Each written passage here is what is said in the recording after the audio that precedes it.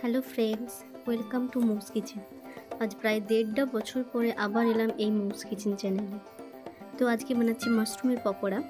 তো ফার্স্টে আমি ওখানে কিছু বেসন নিয়েছিলাম, কর্নফ্লাওয়ার নিয়েছিলাম, তারপরে লাল লঙ্কার গুঁড়ো মানে যেটাকে কাশ্মীরি রেড চিলি পাউডার বলে, তারপরে একটু ধনে গুঁড়ো, জিরে গুঁড়ো, কাসুরি মেথি, লবণ আর একটু হলুদ গুঁড়ো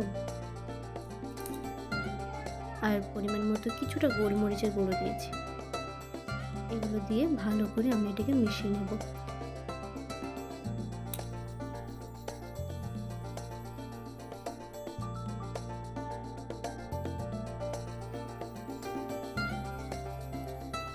এরপর জল দিয়ে ভালো করে এটাকে একটা ব্যাটার তৈরি করব। একটা যেহেতু পকোড়া বানানোর মতো সেভাবে পাতলা খুব নয়, খুব ঘনও নয়, মোটামুটি একটা মিডিয়াম পাতলা একটা ব্যাটার তৈরি করব। তো সেই হিসেবে জল দিচ্ছি, জল দিয়ে পরপর করে মেখে নিচ্ছি। আমাদের মাখানো প্রায় কমপ্লিট হয়ে গেছে। তো কিছুটা মাখানোর পরে এখানে আমি এটা পাতিলেবুকে হাফ কেটে নিয়েছি, হাফেরও আর হাফ। তো সেভাবে নিয়ে কিছুটা পরিমাণ পাতিলেবুর রস দিয়ে ভালো করে আবার এটাকে মিশিয়ে নিয়েছি, যাতে একটু টক স্বাদ লাগে, একটু ভালো লাগে খেতে। তো আমি এইভাবেই পাতলা করেছি, আপনারা দেখে বুঝতেই পারবেন। এরপর মাশরুমগুলোকে আমি আগে থেকেই কেটে নিয়েছি, আমি এবার ছোটো ছোটো কুচি করে।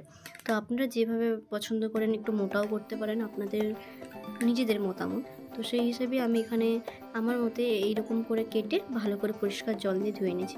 না তো কোনো কিছু সেদ্ধ করেছি, না অন্য কিছু। নর্মালি এটা কাঁচাই মাশরুম, জাস্ট ধুয়ে তারপর এই ব্যাটারটার মধ্যে মাখিয়ে একটা একটা করে ভেজে নিচ্ছি। একটু লাল লাল করে ভাজবো। মোটামুটি ভাজা হয়ে গেলে আপনারা এবার লম্বা লম্বা করেও ছাড়তে পারেন, কি দুটো একসাথে করে এটা গোল গোল সাইজেও দিতে পারেন। এটা আমার যেটা মনে হয়েছে লম্বা লম্বা করে ছাড়লে একটু বেশি ভালো লাগে। তো মোটামুটি এরকম মুচমুচে ভাজা হয়ে গেলে লাল লাল মতন তারপর এটাকে তুলে নেব। আমার এখানে ভাজা প্রায় কমপ্লিট হয়ে গেছে সবগুলি। তো তারপরে এটা একটা প্লেটে করে টমেটো সস দিয়ে সার্ভ করব। তো ভিডিওটা কেমন লাগলো জানাবেন, ভালো লাগলে একটা লাইক, কমেন্ট আর